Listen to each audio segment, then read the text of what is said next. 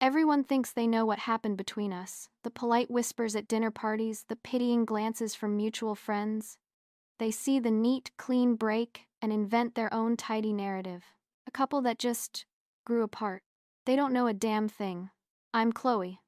I'm 30 years old, and let me tell you the real story.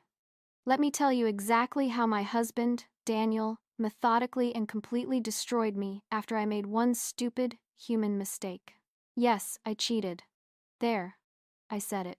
It's out in the open. But what he did to me afterward, what he orchestrated, was a cruelty so refined, so piercing, it made my betrayal look like child's play. Our marriage had become a beautifully curated, beige-colored room. For 5 years, Daniel had been the perfect husband, if your idea of perfection is a Swiss watch. He was a senior financial analyst, a man who lived by spreadsheets and predictable outcomes. He would leave for work at exactly 7:45 in the morning. He would return home at precisely 6:15 in the evening. He'd loosen his tie, place his keys in the small ceramic bowl by the door, and ask me how my day was with the same mild interest he might use to inquire about the weather.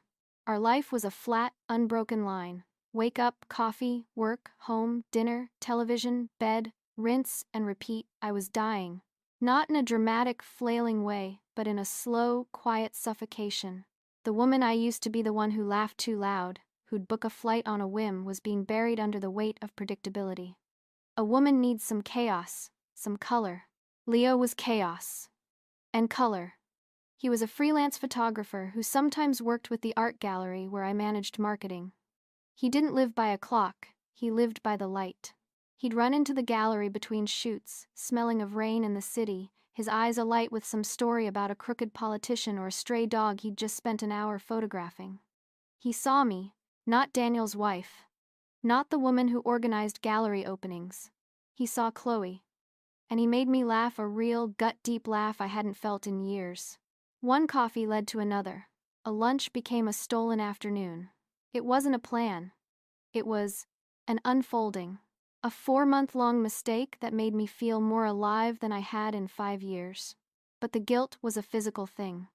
It was a sickness in my stomach every time I'd come home to Daniel, who would have already started dinner because he knew I'd had a long day. It was a tremor in my hands when he'd touch the small of my back as we watched a movie, completely oblivious. So, I ended it with Leo, cleanly, brutally. I told him we couldn't see each other again. Then came the harder part. I had to tell Daniel. I owed him that. I couldn't live with the phantom of my lies sitting between us at the dinner table any longer. I braced myself for the explosion. For World War III. I expected yelling, smashed plates, the slamming of a door as he packed a bag and left. Instead, I got silence. He just sat on the edge of our sofa, his hands resting on his knees, and stared at a spot on the floor as I confessed. The words tumbled out of me, ugly and clumsy. When I finished, the silence in the room was so heavy it felt like I was underwater. He didn't speak. He just stood up, his movements stiff, and walked into our bathroom, closing the door softly behind him. I didn't hear yelling. I heard the faucet turn on, a steady rush of water, and underneath it, I thought I heard a sound. A choked, strangled sob. It broke my heart more than any scream ever could. When he finally came out, his eyes were red-rimmed and puffy, but his face was a blank mask. His voice, when he spoke, was unnervingly calm. Hollow. How long? 4 months, I whispered. Do you love him? No, it wasn't about that. It was a mistake, Daniel. A horrible mistake. Tears were streaming down my face now. I was ready to beg, to grovel, to do anything. Please don't leave me. I'll do anything to fix this. Please. He looked at me, a long, unreadable gaze. And then he said the words that felt like a pardon from the governor. Marriage is for better or for worse, Chloe. I guess this is our worst. We'll try to fix this. Relief washed over me so powerfully my knees felt weak. He was giving me a second chance. He was choosing to fight for us. I swore to myself, in that moment, that I would become the wife he deserved. I would erase the memory of the woman who had hurt him. I launched myself into the role of the perfect, penitent wife with a desperate, frantic energy. The meals became elaborate affairs. I made the beef bourguignon he loved, a 6-hour process I used to complain about endlessly. I learned to bake fresh sourdough for the weekends. The house, always tidy, became immaculate. I left little love notes tucked into his lunch bag, stuck to the bathroom mirror on the windshield of his car. I went to the expensive lingerie shop downtown, the one with the silk and lace that cost more than a car payment, and bought things I thought would reignite a spark. I was performing repentance. I was trying to show him, through 1,000 small acts, how deeply sorry I was. And Daniel, he noticed, but it was like watching a man appreciate a painting through a thick pane of glass. He'd come home to a gourmet meal, smile politely, and say, "This looks wonderful, Chloe, thank you." His tone was the same one he used when a waiter brought him his order. He'd find my notes and nod, a small, tight smile on his lips, before folding it neatly and putting it in his pocket as if it were a receipt. The first time I wore one of the new lingerie sets, he looked up from his tablet and said, "You look very nice," before his eyes drifted back to the screen. There was no heat, no desire, just a detached, courteous observation. Our physical relationship became the most painful part of the charade. He never initiated. I would have to be the one to slide closer to him on the couch, to rest my head on his shoulder. He would allow it, but his whole body would be tense, a rigid line of tolerance, not comfort. When we did make love, it felt like a duty he was performing. He was gentle, considerate even, but there was no passion, no connection.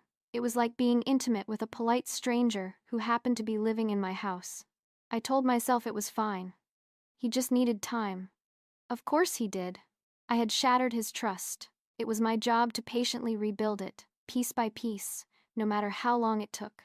I was walking on eggshells, constantly monitoring his mood, desperate for a sign, a real smile, a spontaneous touch that the old Daniel, my Daniel, was starting to come back. But he never did. The man I loved was gone. In his place was this ghost, this polite, hollowed-out version of my husband, and I had no one to blame but myself. About 3 weeks into my perfect wife routine, the changes began. Daniel started coming home late. At first, it was just an hour. "Had to wrap up a project," he'd say, giving me a quick, dry kiss on the cheek. I'd keep his dinner warm and say nothing. I had no right to be the nagging wife. Then an hour became 2, then 3. Soon, he was rolling in well past midnight, sometimes closer to 1 in the morning. His excuses remained vague. Late meeting with the London office, drinks with clients. A cold, familiar dread began to creep into my heart. I started noticing things. Small things that screamed at me. He would shower the moment he got home, no matter how late it was. His phone, which he used to leave lying around, was now always face down on the table or in his pocket. He took it with him everywhere, even to the bathroom. His clothes sometimes carried a faint scent that wasn't his cologne or the smell of his office. It was just different. The scent of a place I didn't know. One night, around midnight, I couldn't stand the waiting anymore. I called him. It went to voicemail. I called again. Voicemail. On the 3rd try, he picked up. "Hello?" he said, his voice sounding distant. In the background, I could hear a low thrum of music, the clinking of glasses, the murmur of conversation. It was a bar or a restaurant. And then I heard it, a sound that made the blood freeze in my veins. A woman's laugh. It wasn't just any laugh. It was a bright, sparkling, intimate laugh. The kind of laugh a woman gives when she's flirting, when she's hanging on a man's every word. I knew that laugh. I had used it myself with Leo. "Daniel, where are you?" I asked, my voice trembling.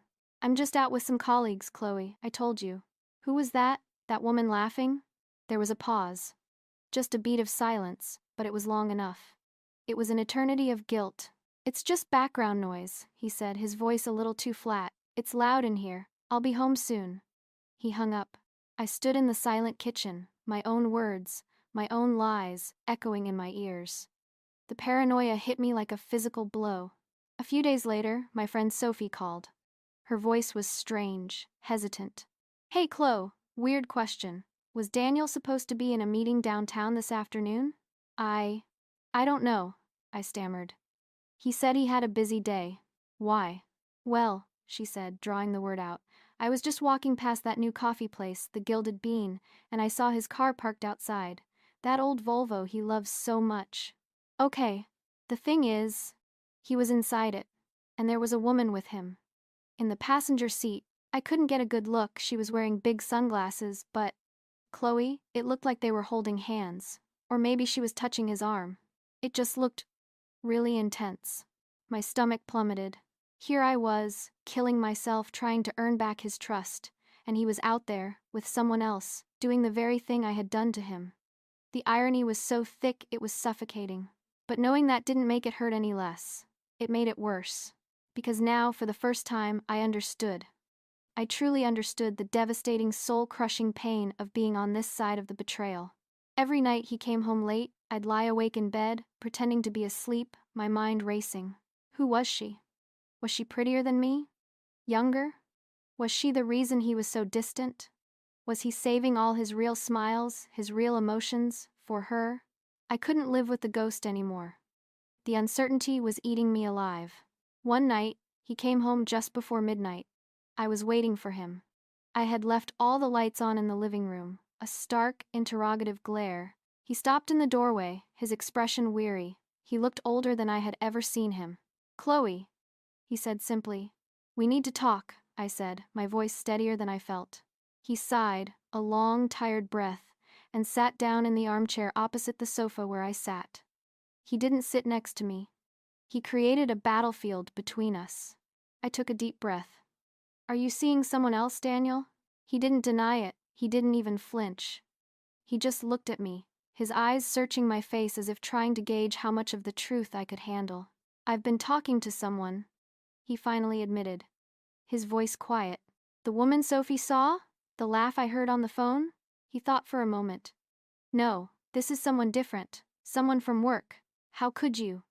The words ripped from my throat, raw with pain. "How could you do this to me when we were supposed to be working on our marriage?" And that's when he looked at me. His expression devoid of any anger or pain, only a chilling, detached calm. "Chloe," he said, his voice perfectly even. "You literally told me I could. You said I could sleep with other women if it would help balance things out. I'm not sleeping with her." But I took your offer seriously. I recoiled as if he had slapped me. He was using my own desperate, pathetic words as his justification.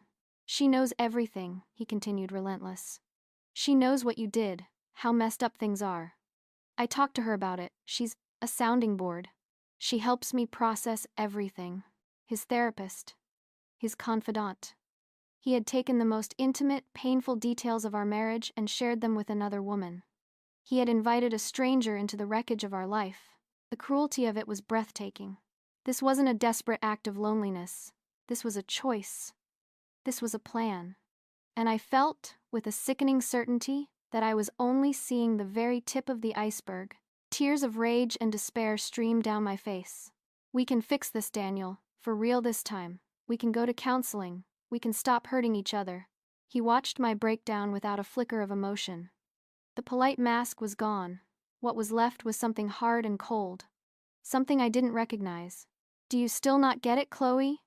he asked, his voice soft, which made it all the more terrifying. "Everything. The late nights, my phone, the emotional distance, all of it. It was intentional." Asksenary. I stared at him, my mind refusing to process his words. "There is no other woman," he said, letting the words hang in the air between us. "There never was." My breath hitched. "What? But Sophie saw you." The phone call. The woman Sophie saw was Janice from accounting. I was giving her a ride to the train station because her car was in the shop. The laugh you heard on the phone was from a sitcom playing on the TV at a bar where I was sitting. Alone. I sat there for 2 hours, just so I would be late enough, just so you would worry. He leaned forward slightly, his eyes boring into mine. "You didn't just sleep with another man, Chloe. You were neglectful. You were secretive with your phone. You were emotionally absent even when you were sitting right next to me. You were so caught up in your own little drama that you made me feel insignificant. Invisible. I decided you needed a taste of your own medicine. I needed you to feel it. The paranoia, the jealousy, the sickness in your stomach every time the key turns in the door. I needed you to understand what you put me through, not just hear about it in an apology. The calculated cruelty of it knocked the air out of my lungs. This wasn't an act of passion or revenge born from pain. This was a strategic, meticulously planned psychological campaign. He had played me perfectly, using my own guilt as the strings to his puppet. "Our marriage ended the night you told me about your affair," he said, his voice as final as a judge's gavel. "It's been over for months. I just stayed for the lesson." He stood up. "Everything you've done since then, the cooking, the cleaning, the love notes, it meant nothing. It was just a selfish attempt to fix things on your terms, to erase the guilt without actually dealing with the damage. Well, the damage is done. And now that you've finally gotten the message, I'm done too. I was said." He walked towards the hallway. "I found a new apartment last month. I'll be moving my things out this weekend. My lawyer will be in touch." I was paralyzed, frozen in the horror of his confession. He had been planning his exit while I was playing house, while I was desperately trying to win back a man who was already gone. I finally found my voice, a pathetic, broken scream. "You're a monster, a cruel, manipulative monster." End quote. He stopped at the entrance to our bedroom and looked back at me, not with anger, but with something that looked terrifyingly like pity. "No, Chloe," he said, his voice utterly empty. "I'm just a really, really good student. You were the teacher." He turned and walked into the bedroom, closing the door behind him, leaving me alone in the brightly lit living room with the ruins of a life I had torched myself. 6 months have passed since the divorce was finalized. It was clean, efficient, exactly as Daniel had promised. No arguments over money or possessions. To the outside world, we were the model of a mature, amicable separation. We just grew apart. I live in the house alone now. It's too big for one person. The silence is a constant, humming presence. I tell myself I'm better off. I tell my friends I'm free, that I've rediscovered myself, that I'm stronger now. Sometimes, I almost believe it. I frame the story in a way that makes me the victim of a proud, stubborn man who was too weak to forgive. He couldn't handle one rough patch. He threw away 5 years of history because of one mistake. That's his cross to bear, not mine. I'm a good person who made a bad decision. Everyone deserves a second chance. But then, late at night, when the house is dark and the curated lies I tell myself fall away, the truth remains. I find myself mindlessly scrolling through social media, searching for his name, even though I know he blocked me months ago. I feel a jolt of panic every time I see an old Volvo on the street. He won. His punishment wasn't leaving me. It was the lesson. He burned his own methods into my soul so thoroughly that I can't escape them. He wanted me to understand what it felt like to be haunted by a ghost, to be driven mad by a phantom. And he succeeded beyond his wildest dreams. He's gone. He's probably moved on, living his quiet, orderly life somewhere else. But he left his ghost behind. I tell myself I'm free, that I've learned to value myself more now. I hope he's happy. I hope his new life is everything he thinks he wants. But sometimes, in the suffocating quiet of this empty house, when I'm staring at my own reflection in the dark window, I still find myself wondering. The woman who never existed, I wonder what she looked like.